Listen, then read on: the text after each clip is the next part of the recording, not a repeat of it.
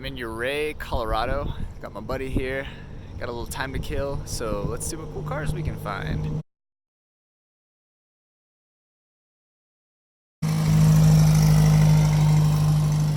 There's an old Pinzgauer.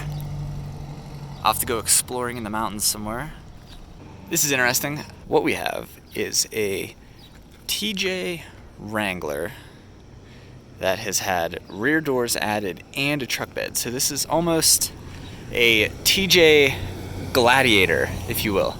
So everything's pretty normal. Obviously, updated front bumper. We've got, I believe these are 35. Oh, they're just 33-inch mud terrains. Switzerland of America, as Ouray, Colorado is known. Tomboy on the hood there. 4-liter, the venerable inline 6. Wow, so it has cruise control on the steering wheel.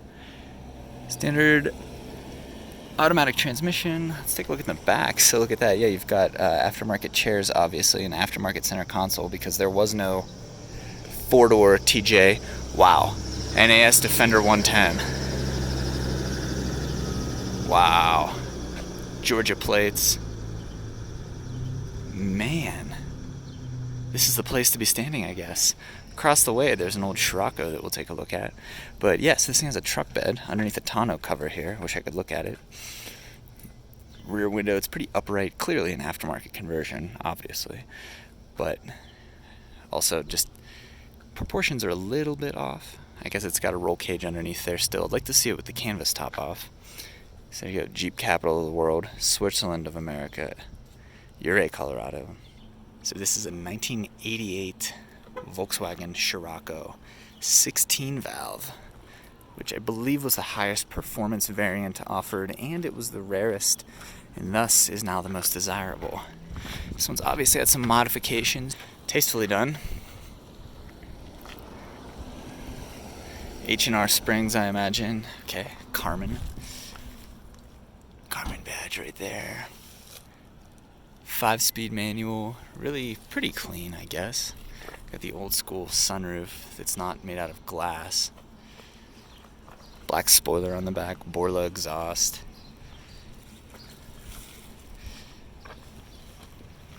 Really rad.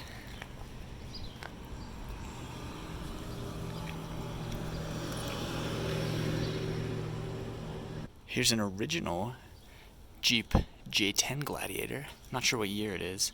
I'm not too familiar with these, but obviously this is the original Jeep pickup. It was built from the 60s, I think early 1960s all the way until 1988.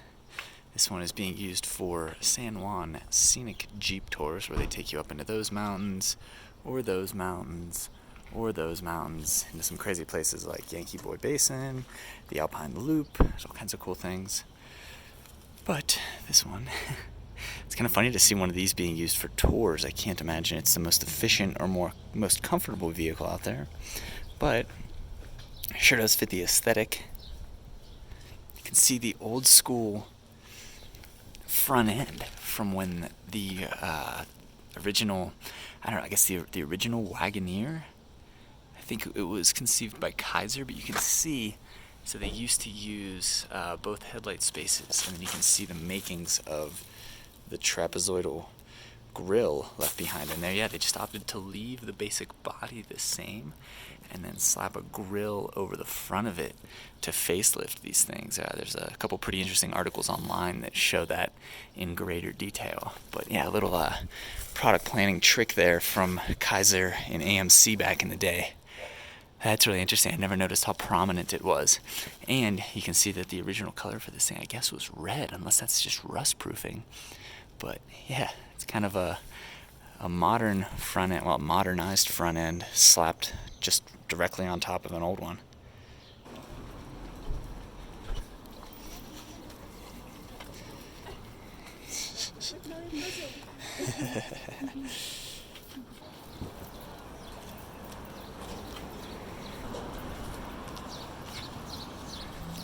Got the rigs up there, Land Cruiser all muddy.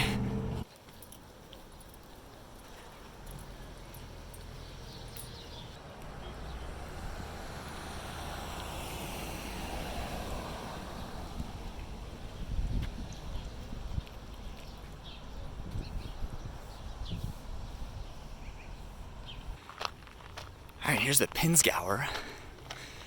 Oh, so sweet. Yeah, so Pinzgauer, I believe Swiss. Obviously, military vehicle from the 70s, 80s, kind of like a Unimog, but not. Oh wow. Stair puke. Super cool. Portal axles, I believe.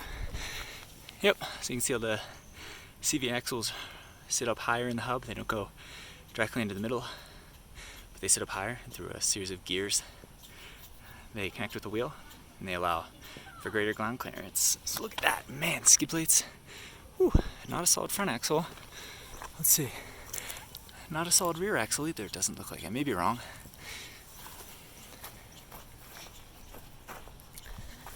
So cool though. So appropriate for Ouray.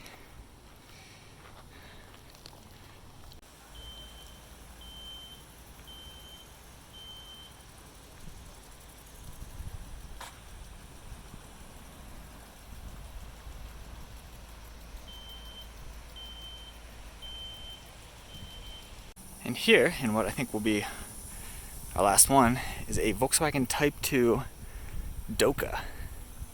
So, obviously, based on the Type 2 bus, but instead of a van, it's in this pickup style.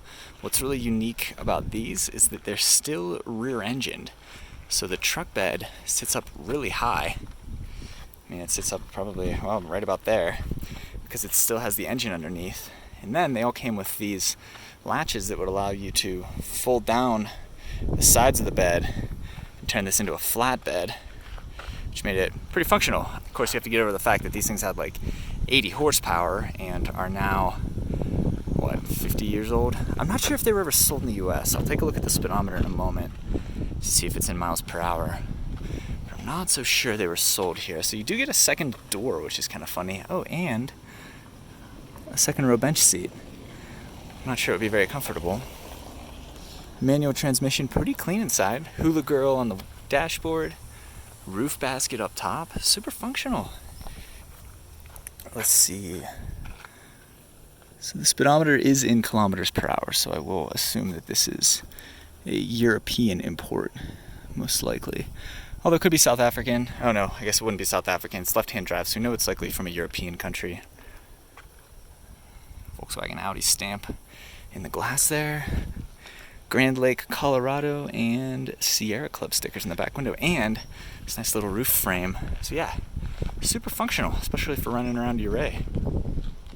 That's about all the time I have in Ouray here, but man, some pretty cool stuff.